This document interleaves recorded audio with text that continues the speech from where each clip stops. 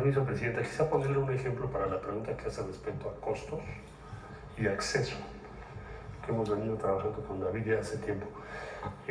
Las inmunoterapias a base de CAR T-cells, simplemente como no las producimos, se aplican muy poco y son inalcanzables los costos. Es una nueva metodología respecto al cáncer. En primer lugar, la leucemia, en donde además tenemos prevalencia mayor, sobre todo en grupos de edad infantiles. Entonces, significa lo que se está anunciando que vas a poder producir en México esto. Quiere decir en precio que lo que hoy te cuesta $250,000, cuando menos, lo puedas hacer accesible a la población en México. Ahí puedes bajarlo mínimo, lo vas a bajar 20-25%, máximo, pues puede ser que lo bajemos más del 80%, depende de la escala. Pero eso significa que va a ser accesible en el sistema público de salud. Hoy no lo es. No solo es un tema de costo y precio, sino que sea accesible para las personas. Esa es la prioridad del gobierno, lo que ha marcado la presidenta. Por eso importa mucho la inmunoterapia, esto para cáncer. Es un ejemplo. Imagínate $250,000. O sea, quiere decir que una sola aplicación para una persona, pues son más de $500,000. Nada más las células. Con esto que se está anunciando hoy, vas a poder tener acceso. Va a seguir siendo caro, pero mucho más barato que las $250,000.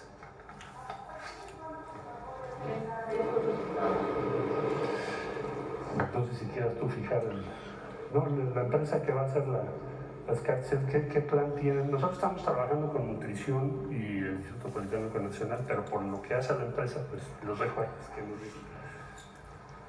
Bueno, los diferentes proyectos de inversión, de hecho, empezaron a finales del mes pasado y hay, como ves en mi presentación, fueron varios proyectos. El de CAR T-cells, estamos en el acompañamiento con la COFEPRIS para poder también incluso regular esto a nivel país, porque hoy día no hay una regulación.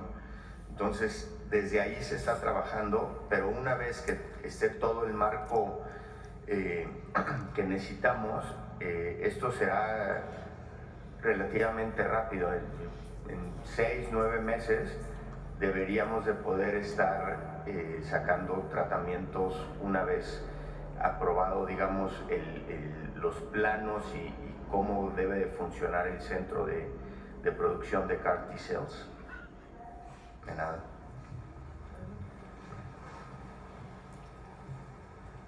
Y por la parte de exportaciones, en la parte de ingredientes activos, yo te podría decir que ya lo estamos haciendo. De hecho, México tiene todo el potencial de convertirse en un polo de abasto. Todos sabemos que con los conflictos geopolíticos o incluso el cambio global, muchas veces la materia prima no llega a esta región del mundo. Tener en México producción de estos ingredientes activos nos va a dar abasto, nos va a dar suficiencia sanitaria y nos va a permitir exportar. Toda la región de Norteamérica es el cliente natural, pero ya, por ejemplo, en esta planta que hoy anunciamos, hay proyectos con una ONG mundial para surtir a países de la región de Medio Oriente, África y Asia. Entonces, esto es una realidad. A ver, alguien que no haya preguntado recientemente. ¿Sobre el tema? A ver, sobre el tema. ¿Quién más va a preguntar sobre el tema? Adelante, el compañero de Basta. Gracias, buenos días a todos y a todas. Juan Hernández de Diario Basta, Tabasco hoy, Campeche hoy y Quintana Roo, dice el Grupo Cantor. Hace mucho que no pregunta. Es que salió una estadística, ¿no? De quién preguntaba más y saliste tú, pero por eso hace rato que no preguntabas hasta ahora. ¡Ah, es tu cumpleaños! Bueno, al finalizar cantamos las mañanitas. Un aplauso. Gracias.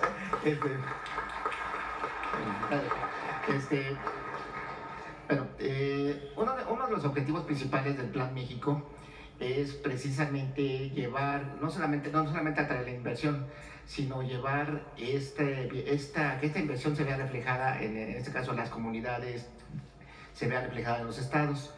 El día de ayer usted mencionaba, bueno, de lo que es el desarrollo ahí de lo que es la zona oriente del Estado de México, pero estamos viendo aquí en algunas de las presentaciones que, bueno, va a ser en Chalco, estamos también hablando también de Azcapotzalco en algunos puntos, pero me gustaría preguntar en específico a los de los laboratorios, ¿cómo van a trabajar para que se vea reflejado estas inversiones en el bienestar de estas zonas en donde ustedes van a invertir? Eso es por un lado. Por el otro, siempre se ha manejado, o en este caso la oposición ha manejado un entorno negativo, que todo va a ir mal, que está yendo mal, que no va a haber crecimiento. Sin embargo, ustedes están apostándole aquí al país, le están apostando a un modelo económico que lleva bienestar social a la población. O sea, no se va a quedar la riqueza arriba, sino que se va a distribuir. ¿Por qué? ¿Ustedes cómo visualizaron estar invirtiendo aquí en México en una situación entre comillas adversa, dicho por analistas internacionales, pero que en la realidad ustedes están dando un mensaje que es todo lo contrario? Eso sería por ese lado. ¿Alguien quiere contestar? A ver, primero.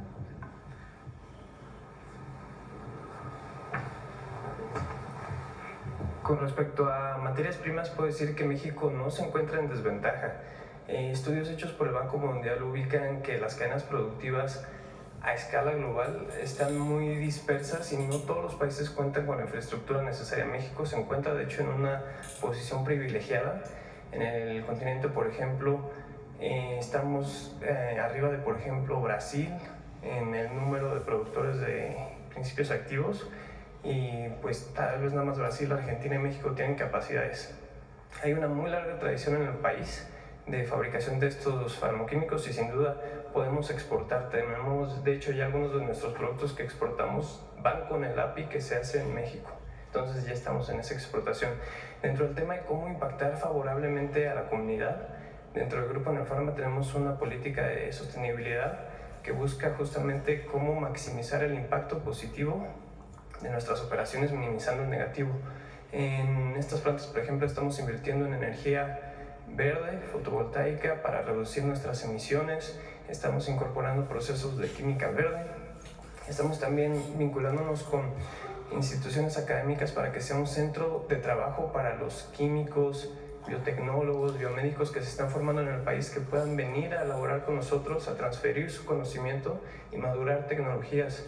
Estamos buscando también, parte de nuestra responsabilidad social, hacer entornos respetuosos, equitativos, igualitarios, que busquen la integración de diferentes sectores de la población para poder así representar mejor a la comunidad. Y bueno, estamos haciendo mucho esfuerzo en la difusión de temas de salud mental, que es nuestro principal centro, porque creemos que es importante poder no solamente abastecer un medicamento, sino también ayudar a romper con los tabús y impulsar a una salud integral en el país. Entonces son proyectos que van ligados en la cadena de innovación, siendo un centro donde puede llegar la innovación para madurarse, para tener ese impacto social de reducir costos, mejorar el abasto, pero también para poder generar espacios de trabajo seguros y respetuosos. Muchas gracias. Y finalmente, ¿cuánto estiman que va a crecer la industria farmacéutica pues a lo largo de este sexenio, con el Plan México? Eso sería todo. Muchas gracias. Cuando, como bien mencionó la compañera hace un ratito, la participación de la industria farmacéutica que produce equipo médico, medicamentos, material de curación, en México cayó muchísimo a partir de una decisión de cambiar la ley de salud. Esa decisión se toma en el sexenio de Calderón y es que ya no exista la necesidad de que el que le venda medicamentos al gobierno tenga una planta en México. Eso se quitó de la ley y entonces comenzó a caer la industria farmacéutica. Por una razón, pues se empezó a importar todo. ¿qué pensamos nosotros y en qué consiste el Plan México? El Plan México quiere decir producir más en México, quiere decir hecho en México. Eso es el Plan México. Y tiene una estrategia para fortalecer distintos sectores en el país que nos permitan producir más en México, para el mercado interno y también para la exportación. Aun cuando, pues, es distinto el 2025 de lo que fue el 2024, por la llegada del presidente Trump a los Estados Unidos, que tiene una política distinta de fortalecer también la producción en Estados Unidos de distintos insumos. Pero para nosotros es fundamental que se produzca más en México, en particular en la industria farmacéutica, por un tema también de soberanía. Lo decía el secretario de Economía, Marcelo Ebrard, cuando viene la pandemia, resulta que en México no se producía ni los cubrebocas, no se producían, bueno, no se producen todavía muchos de ellos, el hisopo para tomar la prueba que nos hicieron, pues yo creo que a todo México, para saber si teníamos COVID o no. Todo eso se importa. Entonces, ¿qué queremos? Pues en una situación de vulnerabilidad frente a una pandemia, frente a otra situación, pues no queremos estar dependiendo de un solo fabricante en el mundo, pues que tiene la competencia de todo el mundo para poder enviar sus exportaciones. Queremos que se fortalezca la producción nacional frente a situaciones de riesgo, pero también para el fortalecimiento de nuestra economía. Entonces, ¿cómo se fortalece la producción nacional? Pues uno tiene que ver con las compras nacionales.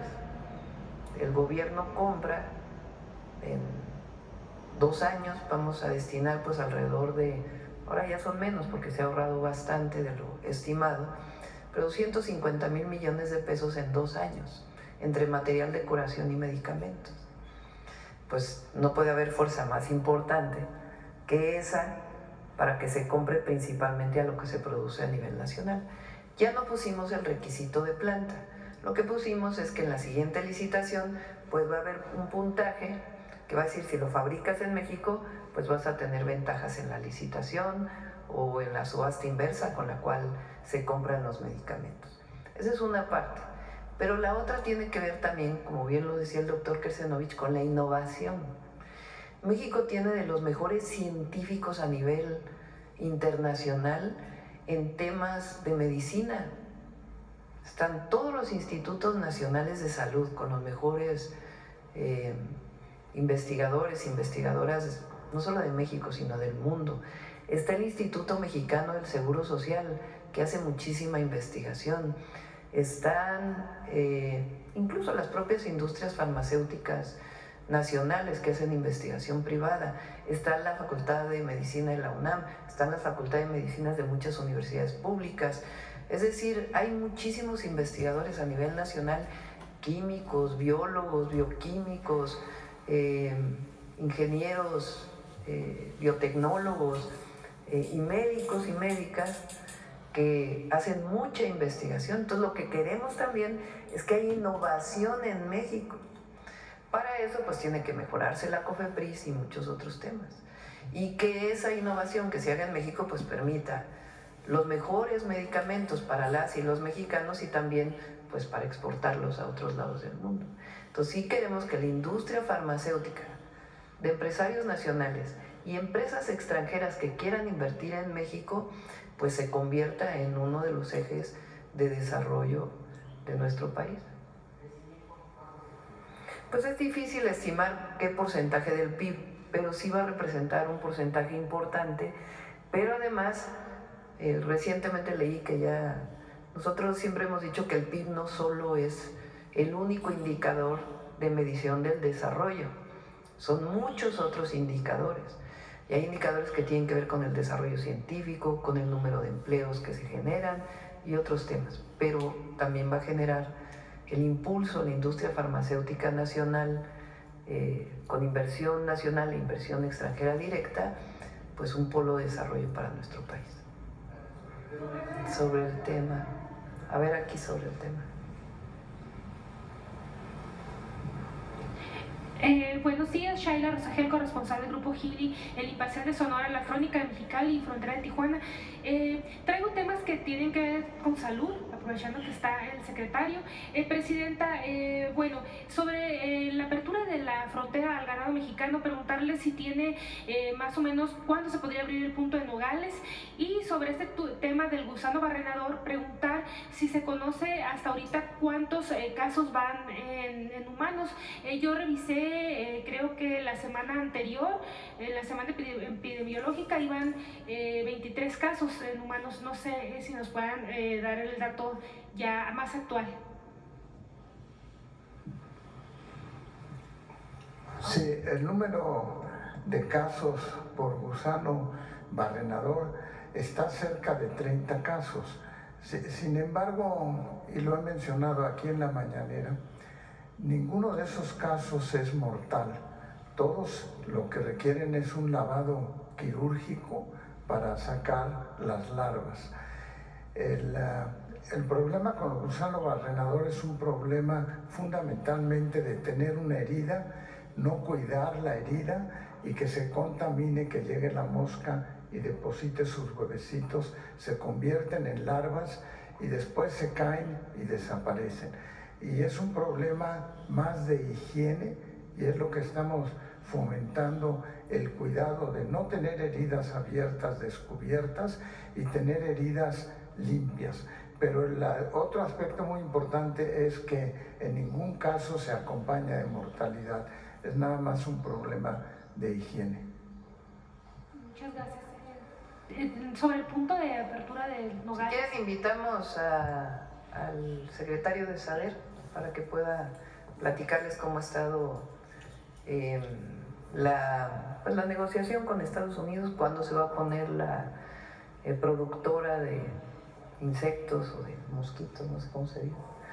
Moscas, son moscas, no son moscas, perdón, moscas. De insectos, vamos a dejarlo así. En México, cómo se va a instalar. Si quieren, ya damos una mañanera para explicar todo ello. Muchas gracias, Presidenta. En un segundo tema, Presidenta, el 6 de agosto se cumplen 11 años del derrame de metales pesados de la mina Buenavista del Cobre en el río Sonora. Preguntarle cómo van los trabajos con la empresa para que se resuelva el problema del río, y en el tema de salud, si tienen contabilizados a los habitantes del río Sonora con problemas de salud derivados de esta contaminación generada en aquel entonces, y qué enfermedades se han detectado en los habitantes de ahí del río Sonora. Preguntarle si la empresa será a cargo de los afectados en salud con alguna indemnización o seguimiento. También te lo voy a dejar para otra mañanera, porque estamos trabajando en ello. Es un equipo de trabajo que está hablando con la empresa, pero también con las comunidades. Lo coordina la Secretaria de Gobernación, está la Secretaria de Medio Ambiente, por supuesto, está Conagua, está Trabajo y está, por supuesto, el gobernador de Sonora. Entonces ya pronto espero poder informar qué vamos a hacer para beneficio de Sonora, particularmente de la afectación que hubo, y en cuanto participa la empresa, que tiene que participar. Y en materia de salud, ¿nos podría dar algunos datos el secretario? También ese día informamos, si te parece. Bueno, muchas gracias. Ya por último, en un tercer punto, Baja California registró una menor inversión en el sector maquilador, de acuerdo con datos de la Secretaría de Economía. Según explican empresarios, es parte del impacto de las medidas de Estados Unidos en la economía de esta región, que depende pues de la interacción con el país vecino. Preguntarles si hay algún plan para impulsar o compensar desde la Federación a las entidades que, como Baja California, han visto un menor dinamismo en su economía. El impacto de los aranceles, y no solamente de los aranceles, sino del ambiente generado a partir de las nuevas medidas que toma Estados Unidos, pues ha tenido algunos impactos en México. Justamente el Plan México lo que busca en distintos sectores y distintas regiones de nuestro país, pues es compensar esas posibles pérdidas que se puedan generar por un momento de incertidumbre. De todas maneras, nosotros creemos, y lo platicamos mucho en el gabinete que va a llegar un momento en que esto se asiente y continúe la producción para la exportación en Estados Unidos. México sigue siendo muy competitivo para la exportación y el acuerdo final al que lleguemos con Estados Unidos pues va a permitir que la economía en nuestro país continúe exportando, que fue uno de los elementos centrales del desarrollo de los últimos 30 años, pero también que busquemos otros mercados, que es uno de los elementos del Plan México, y cómo la producción nacional y el consumo nacional pues compensan también una parte de estas exportaciones.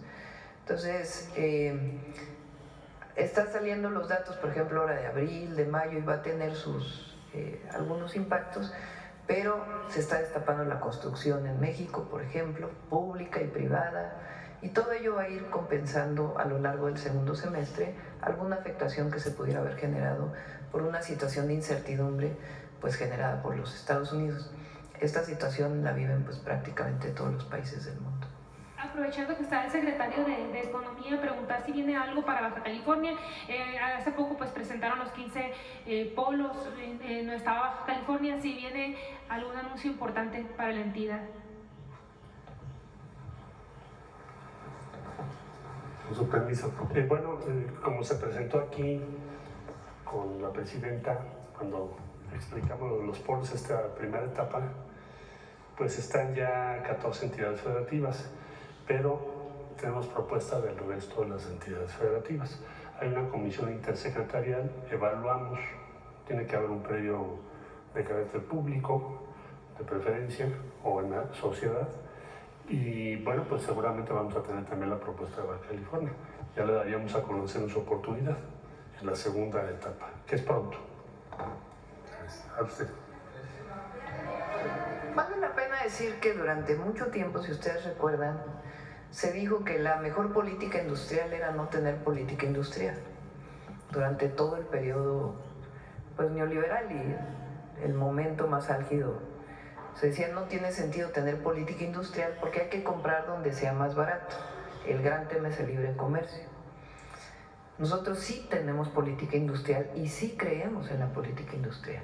Creemos en la política pública, creemos que debe haber planeación en el país. Eso no significa que todo lo deba hacer el Estado, jamás hemos pensado eso. La iniciativa privada es fundamental para el desarrollo de nuestro país. Lo que queremos es que haya una política industrial que le dé una visión de largo plazo a nuestro país, igual que una política en turismo y en otros sectores. Eso es el Plan México. Entonces, a diferencia del pasado, donde una situación así hubiera generado, pues imagínense en cómo pensaban, hubiera sido un momento en donde no se hubiera sabido hacia dónde moverse. Nosotros, desde que entramos, dijimos, tenemos un plan. Y ese plan es desde el gobierno, pero es compartido con iniciativa privada y con la gente, para que haya un desarrollo industrial en nuestro país, en sectores que dejaron de ser importantes y en sectores innovadores que nos permitan a México una visión de largo plazo. Esa es la gran diferencia. Bueno, del tema, más del tema, porque acá no fue tan del tema, ¿verdad? A ver acá Capital 21 también, que es ahora. Vamos a darle la ciudad. Gracias, Presidenta. José Manuel Fuentes, de Capital 21. Preguntarle sobre lo que acaba de decir el director de Gimbio. Presentó una lámina donde dice que se generarán 100 empleos especializados en biotecnología, ingeniería y en procesos farmacéuticos. Preguntarle al director si se van a considerar los egresados de las universidades públicas que usted también ahorita acaba de comentar, Presidenta. Gracias. Muchas gracias. Sí, son, pareciera pocos empleos en el sentido del número, pero son altamente especializados. La planta de nosotros está en el Estado de México, en Chalco, y claramente todo nuestro personal es de la zona y estamos promoviendo que sea gente local la que impulse el negocio. Como comentábamos, no se trata solamente de sustituir importación, es muy importante, pero también de reducir costos, ¿no? Para el gobierno, para lo que compra. En el caso de los plasmaderivados, que como les comentaba, tienen décadas siendo importados, no solamente aquí en México los vamos a fabricar, pero les comentaba que los fabricamos a partir de plasma. El plasma mexicano hoy en día se desecha por no haber una planta de fraccionamiento en el país. Cuando ustedes donan sangre, esa sangre se separa en dos grandes componentes. Uno, vamos a decir, la parte roja, que le decimos el componente hemático. Ese se queda en el banco de sangre, es el que te sirve para una transfusión, en una operación. Pero luego viene la parte que es el plasma, la parte amarillenta de la sangre. Ese plasma hoy en día se desecha porque no hay que hacer con él. Entonces, parte de la visión platicada con el secretario es decir, es cómo hacemos uso de ese plasma desechado y poderlo industrializar para que acaben medicamentos que son tan vitales para el país. Entonces, el Plan México se apega perfectamente, es crear más empleos especializados, reducir costos, disminuir importaciones. Muchas gracias. Presidenta, también por último preguntarle, precisamente hace un mes su gobierno emitió el decreto para el fomento de inversión en el territorio nacional de este sector de la industria farmacéutica, también para empresas extranjeras. Preguntarle si ya ha habido quienes quieren participar. Estamos con pláticas, platicamos incluso con primeros ministros, el canciller de Alemania y presidentes en el G7 con la comunidad económica, la comunidad europea. Entonces, hay pláticas con Alemania, hay pláticas con la India, hay pláticas con Brasil. Entonces, hay diversas pláticas que no solamente tengan que ver con que sus empresas vengan a instalar una planta aquí, sino también que haya el vínculo entre empresarios mexicanos y empresarios de los distintos países que puedan construir nuevas plantas. Y además, lo que va a hacer Birmex, ¿no?, que lo he planteado aquí. Birmex hoy está trabajando, vinieron unos científicos de Serum, ¿no?, de la India, con la posibilidad de que haya acuerdos para fabricación de vacunas a través de Birmex y recuperar la capacidad de producción de vacunas de Birmex, entre otros temas. Entonces sí hay pláticas, las tiene el secretario de Economía, el secretario de Relaciones Exteriores, obviamente nos ayuda, y David Kersenovich, que es hiperactivo. Nada más para precisar, Presidenta, lo de la reunión con la India, ¿con quién sería? ¿Con el sector farmacéutico o con quién sería? Sí, con el sector farmacéutico. Serum es una empresa que tiene una parte de capital estatal. Entonces son distintas, estamos generando distintos mecanismos que permitan a México tener mayor soberanía, mayor innovación y mayor capacidad de exportación también. Muchas gracias, Presidenta. Bueno, el último, a ver allá Carlos, y ya cerramos sobre el tema. Carlos Guzmán de 4 Media Telecomunicaciones. Doctora, buen día para todos y todas. Para preguntarle a Marcelo, al secretario Marcelo Ebrard, él cuando fue secretario de Relaciones Exteriores, ahorita que tocó el tema de la India, él viajó por India, por China, incluso tuvo acercamientos, si no mal recuerdo, con gente de India. Es preguntarle, secretario, esto que se anuncia el día de hoy, ¿qué tanto cubre el requerimiento que se necesitaba de medicamentos altamente especializados en el tema obviamente oncológico? Y me sorprende este dato que da el CEO de una de las farmacéuticas, que se tira el plasma. Regularmente el plasma se ocupa, tenemos aquí al especialista, el doctor Kersenovich, para fabricar vacunas o inmunológicos para diversos tipos de cáncer. Es preguntarle al doctor Kersenovich qué tanto se podría avanzar para que se cubra el déficit de ese tipo de vacunas que son prácticamente hechas a la medida en institutos como el que dirigió allá en el sur de la Ciudad de México. Muchas gracias. Marcelo. Sí, con su permiso, Presidenta. Sí, en efecto, como mencionas, viajamos a la India, pues fuimos juntos, David y yo. ¿Por qué razón? Para implementar en México lo que llamamos inmunoterapias. Fuimos a Mumbai, incluso abrió un consulado. Y el Instituto Tecnológico en Bombay hizo un convenio con el Instituto Nacional de Nutrición, el Instituto Politécnico Nacional, y este año empezamos a trabajar ya lo que son las CAR T-cells, quiere decir, tomas una célula T de tu médula, luego con un vector se le introduce una instrucción para atacar un tipo de célula cancerígena, depende de cada caso, en este caso podría ser respecto a leucemia u otra célula. Entonces es lo que se hace, suena muy fácil pero es muy complejo. Entonces ese proyecto ya por el lado del sector público destinado al sector salud tiene un avance considerable y fue una propuesta que hizo David Quetzalcóatl aquí presente entonces, y el presidente López Obrador nos pidió que fuéramos pues al lugar directamente donde se hizo esta tecnología. ¿Qué es la diferencia? En Estados Unidos en aquel tiempo esta tecnología costaba entre 400 y 500 mil dólares, ha ido bajando un poco, pero en ese tiempo así era. Y en la India lo están ya aplicando con costos que están en torno a 30, quizá 35 mil dólares, imagínate, para ponerlo en práctica en todo el sector público. Por eso está trabajando nutrición, el Instituto Nacional de Nutrición y el Instituto Politécnico Nacional. Por otro lado, por el lado privado ya les presentaron también la propuesta. Entonces, este año en México lo vamos a empezar a hacer. Y ese fue el viaje que se hizo, que tú mencionas.